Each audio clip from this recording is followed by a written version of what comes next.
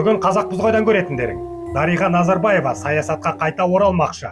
Назарбаева тіпті Алматы қаласында бункері бар үй соғып жатқан көрінеді. Сонда Назарбаевтар кланы ешқайда кетпеді ме? Міне, Нұрсұлтан Әбішұлы мен Тоқаевтың арасында болған келісім күшіне ене бастаған сияқты.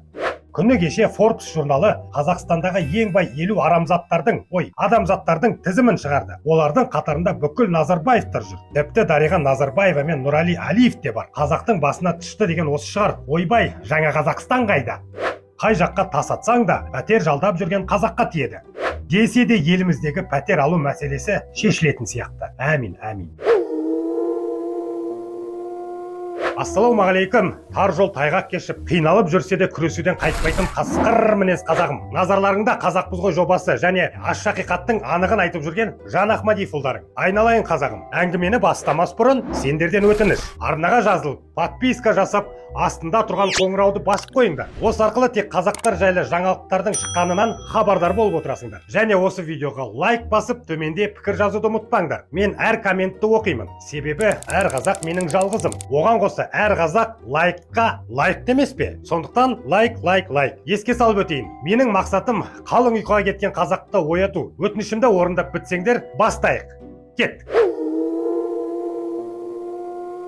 Қазаққа қасірет сыйлаған қаңтар қырғынынан кейін Назарбаев қоянның суретін салып, жоқ болып кеткен сияқты. Оның бұлай ғайып болуының да сендер білмейтін себептері көп. Біреуге өлім тілегенше, өзіңе өмір тіле деуші еді ғой атамын қазақ. Десе де ел арасында шал өлді деген қауесет тарап, қазағым аз да болса қуанып қалып еді. Бірақ кейіннен атамыз жылақ етіп қайта шығып, журналист Данияр Әшімбаевқа сұхбат беріп, бүкіл настроениемізді құртты. Ой, ол бұлай тұрсын. Орсұлтан деппін ғой. Нұрсұлтан. Осы Нұрсұлтан деген атты естісем, шатаса беремін. Міне Назарбаев бұл сұхбатында қазақ елін талан-таражға салған туысқандарын лақтырып кетті. Дәлірек айтқанда, атамыз былай деді: біз көп жыл бойы Қазақстанда құқықтық мемлекет құрып келеміз. Оның негізгі қағидасы заң барлығына бірдей. Егер туыстарымның бірі менің атымды пайдаланып заң бұзған болса, жауапқа тартылуы керек. Кінәсі сотта дәлелденуі тиіс. Әрбір азаматтың құқықтық қорғануға құқығы бар екенін ұмытпауымыз керек. Мәссаған, не деген сөздер? Баяғыда Шал деген кино шығып еді ғой, естеріңде ме? Куда ты запропастился, старый? Да, далековато я забрался, оказывается.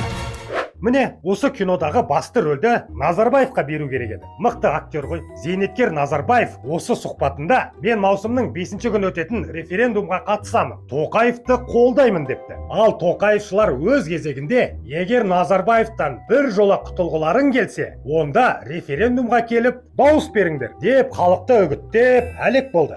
Мен республикалық референдум өткізу туралы бастама көтердім. Иә, сенгіш қазағым, Назарбаевтан құтыламыз деп дауыс беріп жатқанда, Тоқаев барынша Назарбаев пен оның отбасын қорғап қалу үшін референдумды әдейі жасап отыр. Екеуі қосылып алып, қазақты ары қарай алдап, ақымақ етуді жалғастыра бермекші. Бірінші қазағым, мынаны білгендерің жөн. Тоқаевты Назарбаев президент етіп қойды. Сондықтан Тоқаев Назарбаевтың екінші басы. Түсінесіңдер ме? Екінші басы. Ал мына референдумның мақсаты Тоқаев өзін легитимді президент ретінде қалыптастырып алып, артынша халық мені қолдады, халық мені мойындады деп әлемге жар салып, екінші суперпрезидент болмақшы. Сондай-ақ Назарбаев осы берген сұхбатында елдің ішкі және сыртқы саясатына араласып, жағаласа беремін деді. Соған қарағанда қазақ елі Назарбаевтан әлі де құтылмайды-ау. Қалай болғанда да Назарбаев өзінің және туғандарының жағдайын өлтіріп тұрып жасап алды. Әрине, қазақтың бар байлығын тонау арқылы. Байқасаңдар, соңғы кездері Тоқаев осы Назарбаевтың жақындарын жазаладым деп жар салып жүреді.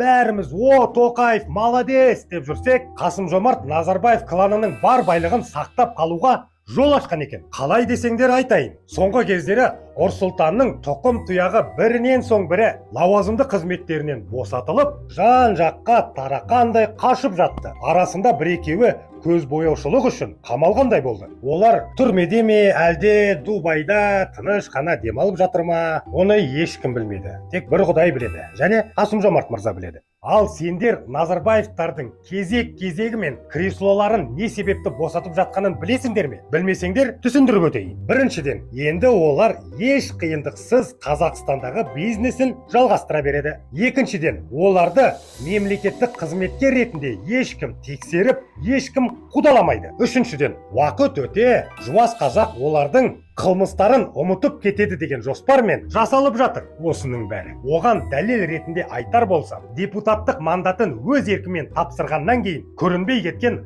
Дариға Назарбаева қайта оралды. Осы Дарикош өзінің ұлы Нұрали Әлиевпен 2 апта бұрын Forbes журналына шығыпты. Назарбаева еліміздегі ең дәулетті азаматтардың тізіміне тағы тіркеліпті. Жалғыз Дариғаның байлығы 584 миллион доллар. Ойбай-ай! Сондықтан ол Forbes журналының 13-ші орнына жайғасыпты. Ал оның ұлы Нұрали дәл осы басылымның 26-ші орнында тұр. Нұрали Әлиевтің байлығы 263 миллион доллар екен. Ой, ол былай тұрсын. Дариға Назарбаева Алматы қаласындағы Дендропарктың жанында бункері бар үй соғып жатыр екен. Әрине, бұл нақты ақпарат емес, тек қауесет. Десе де, жел соқпаса шөптің басы қимылдамайды деп атам қазақ босқа айтпаған ғой. Міне, қазақтың бетіне түкірді деген осы шығар. Ал енді сеніп көріңдер Тоқаевқа. Шынымен Тоқаевтың қазаққа жаны ашыса, онда осылардағы байлықты елге қайтарып, оларды неге соттамайды? Себебі Назарбаев пен Тоқаевтың арасында келісім бар. Тіпті Назарбаев қазақ елін әлі де рулит етіп отыр деп айтуға да болады. Қалай ойлайсыңдар? Дариға Назарбаева мен Нұрали Әлиев Қазақстанға неге оралды? Себебі олар енді мемлекет алдында жауапты емес.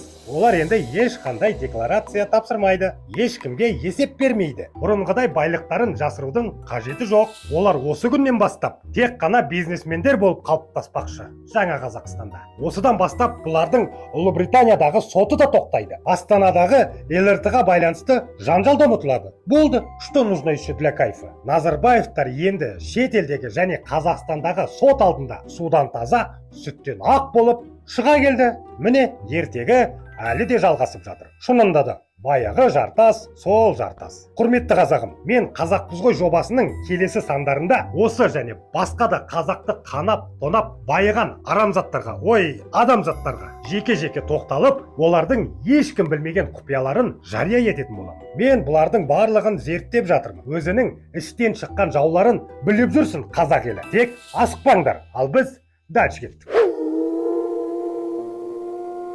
Тоқаевқа үміт артып, халық сенді, ел сенді. Қасым-Жомарт уәде берді. Көтерем деп еңсеңді. Қазақпыз деп қолдап жүрсек, президентті белсенді. Өзгеріс жоқ, керісінше тұрмысымыз теңселді.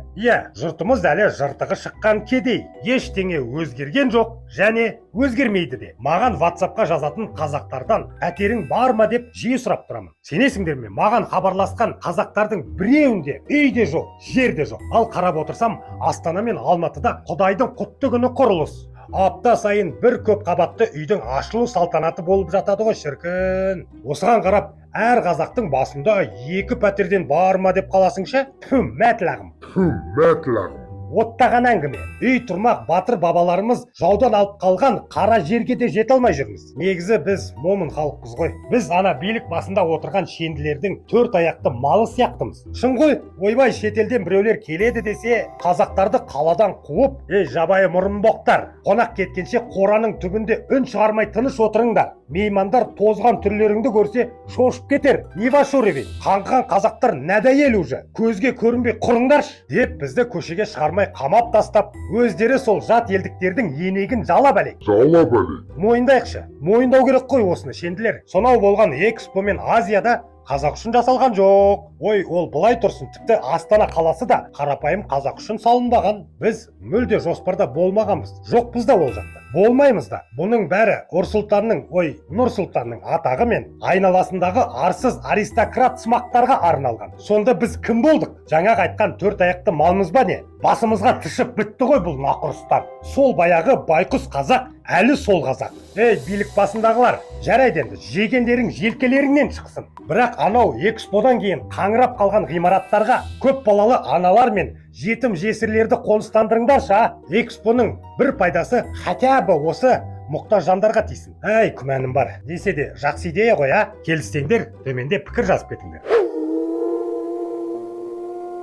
Бүгінгі айтарым осы, қасқыр мінез қазағым. Бірігейік, бәріміз бір қазақ болып жұдырықтай жұмылмасақ, бізді аяйын деп тұрған билік те жоқ, үкімет те жоқ. Сондықтан арнаға жазылып астында тұрған қоңырауды басып қойыңдар. Осы арқылы тек қазақтар жайлы шыққан жаңалықтардан хабардар болып отырасыңдар. Және осы видеоға лайк басып төменде пікір жазуды ұмытпаңдар. Мен әр комментті оқимын. Себебі әр қазақ менің жалғызым. Еске салып өтейін, менің мақсатым терең ұйқыға кеткен қазақтарды оятып, әділдік үшін күресу. Егер де сен қоғамда немесе билік тарапынан болып жатқан әділетсіздіктің куәгері немесе құрбаны болып жатсаң, маған WhatsApp-қа видеоларыңды жібер. Бір-бірімізбен араласайық ағайын. Айналайын қазағым, назарда болған Жан Ахмадиев және Қазақпыз ғой жобасы келесі сәрсенбіде кездескенше күн жақсы.